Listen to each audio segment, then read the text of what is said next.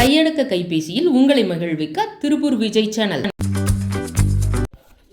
Hi friends, இன்றைக்கி கொடைக்கானல் வெள்ளை பூண்டு போட்டு கத்திரிக்காய் புளிக்குழம்பு செய்ய போகிறோம். இந்த பூண்டு என்னென்னா, பூண்டு உரித்தோம்னா ஒரே ஒரு பூண்டு தான் வரும்.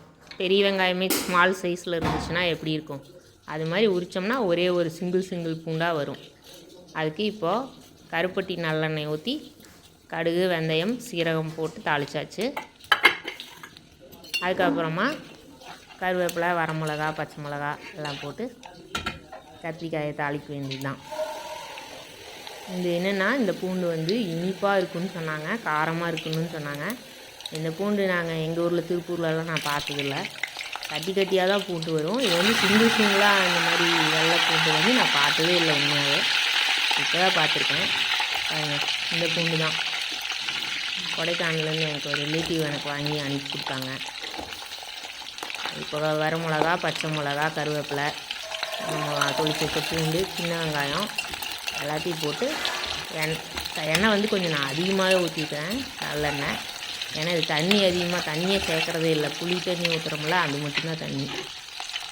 அதுக்கப்புறமா கத்திரிக்காய் அரிஞ்சு வச்சுருக்கேன், கீரி வச்சுருக்கேன், அதையும் போட்டு இந்த எண்ணெயிலே வெந்துடணும், தண்ணியே ஊற்றக்கூடாது. இது 2-3 நாளைக்கு இந்த குழம்பு இருந்தாலும் கெடாது. ஏன்னா தேங்காயும் நம்ம சேர்த்த போகிறதில்ல. இந்த பூண்டு காரமும் இன்னைக்கு வெண்ணெய் அவங்க குறிப்பாக என்ன சொன்னாங்கன்னா, எனக்கு வாங்கி அனுப்புன ரிலேட்டிவ், வெண்ணெய் மாதிரி இருக்கும் சாப்பிடும்போது, ஒரு மாதிரி நைஸாக இருக்கும், சமைச்சு பாருங்கள் அப்படின்னு சொல்லிட்டாங்க. அதுக்காகவே நான் இன்றைக்கி இந்த குழம்பு செஞ்சிட்ருக்கேன். நல்லாயிருக்கு, வாசனையாக இருக்குது தாளிக்கும்போது. தக்காளியை இப்படி கடைசியாக சேர்த்துருங்க.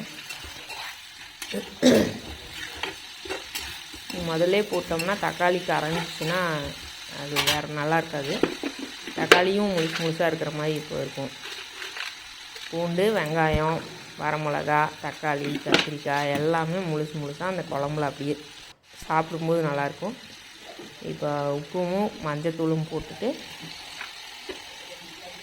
வீட்டில் அரைச்ச சாம்பார் பொடி, இந்த ஒரே சாம்பார் பொடி தான் நான் பருப்பு சாம்பாருக்கும் போடுவேன், புளிக்குழம்புக்கும் போடுவேன், கத்திரிக்காய் உருளைக்கிழங்கு பொரியல் அவரைக்காய் பொரியல் எந்த பொரியல் செஞ்சாலும், முட்டைக்கோஸ் கேரட் பீன்ஸை தவிர மற்ற எல்லா நாட்டு காய்கறியில் எந்த பொரியல் செஞ்சாலும் இந்த ஒரே சாம்பார் பொடி போட்டு தான் செய்வேன். போட்டு தேங்காய் பூ போடுவோம். ஆல்-இன் ஒன் பொடி எங்கள் வீட்டில். அவ்வளோதான், சாம்பார் பொடி உப்பு மஞ்சள் போட்டு புளியை கரைச்சி ஊற்றியாச்சு. இன்னும் இவ்வளோ தண்ணி தான் நான் ஊற்றிருக்கிறேன்.